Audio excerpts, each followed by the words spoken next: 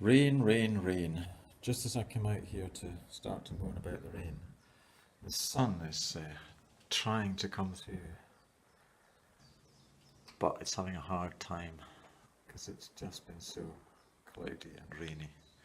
And I haven't had any chance to get back to the glazing because it's just been so wet and rainy. However, here's a couple of other things that have been happening.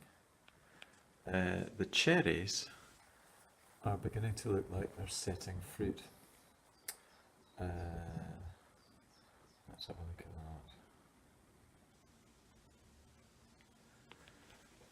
that. Now, a lot of these stems are looking quite plump and green and solid, which is a good sign that they might have set fruit.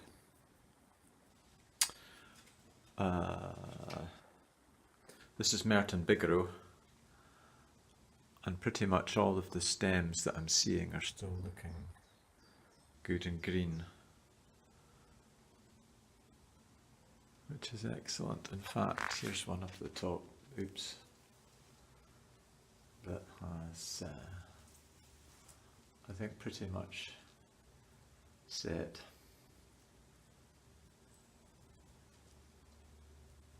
Yeah, so that's what should happen. Setting fruit. The morello next to it is pretty much in full flower now, and I'm hoping that it's going to manage to set fruit by itself. It should be self-fertile. I'll just give it a little knock every day.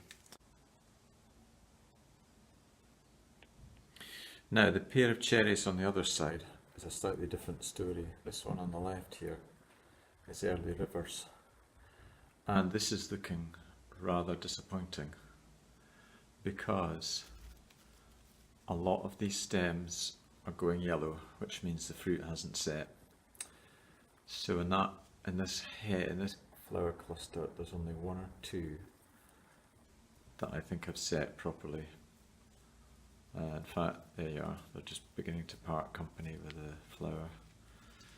So in there's only 3 or 4 that are dark green and look like they've actually set fruit. And the same story applies all over this. So this is looking really bad.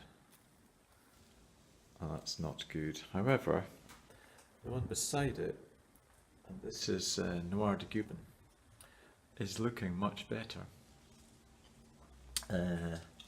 What can I show you that's not looking up into the light? For example, there's one that's set beautifully, and here's some down here that have set. They're setting fruit, and there's a large cluster up here, not easy to see in the light, but against the light, but they're setting. And again, sorry, not easy to see this, but they're setting as well, some fruit setting up there. So it overall is looking much healthier and a totally different story from the slightly sad looking early rivers beside it. So that's a bit of a pity.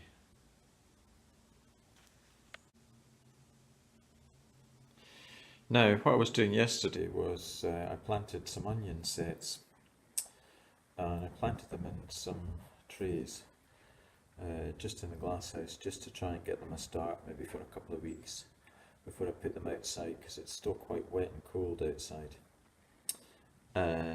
So I came in this morning to have a little look at them, and there they are. There's one there. And can you see anything else? One there, and there's a tray of them, and there's another tray of them, and over here I did these as well. There's another tray. There's another tray of them. They will come through, but the ones on the floor, something has been at these. Oops, excuse me. Something has been at these and has lifted out all of the bulbs, and left little holes.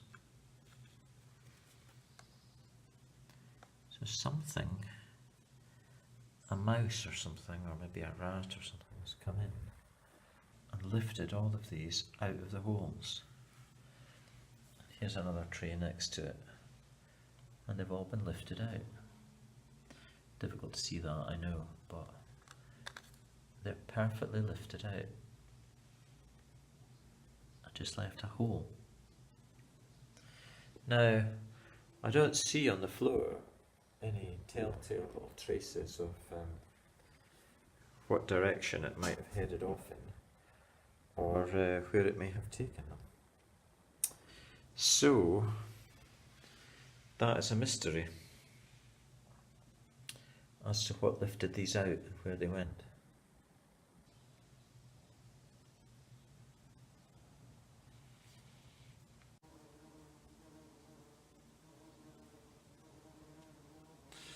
Now, of all the things in here, the quince is by far and away the easiest thing. It's the least problem. It's not affected by any pests. It's not affected by any disease, touch wood, I hope it isn't. The flowers are spectacular and long lasting. The only thing you have to do practically is feed it and give it copious amounts of water. And the leaves are now getting on to be very large. Now, it only seems like a week or so that these were about a quarter of the size that they are. You can see how large they're getting now. And they are still very soft and very pale, but that one is beginning to green up and beginning to go a little bit tougher. And they will begin to go dark green and extremely tough. They're very soft at the moment, but they'll begin to go very leathery. But the flowers are very long lasting. Let me just go around here. Oops, excuse me. And let you see some of these long lasting flowers. Quite amazing. Look at that one. So we're going to focus. Focus, please, focus. Focus. There we are. Very long lasting flowers and a great display in the glass house.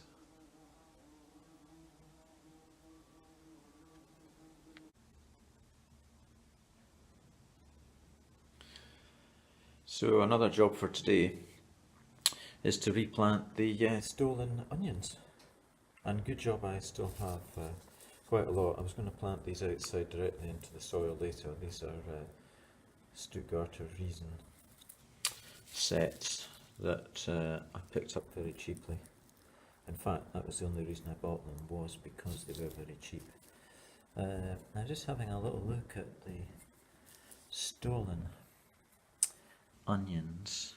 That one's stolen, that one is stolen. A couple of them it's missed.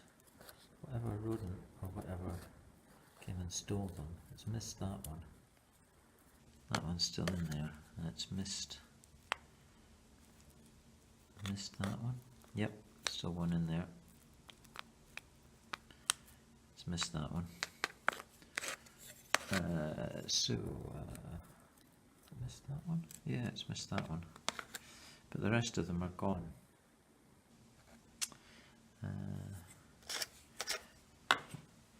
So I'll just pop some new ones back in.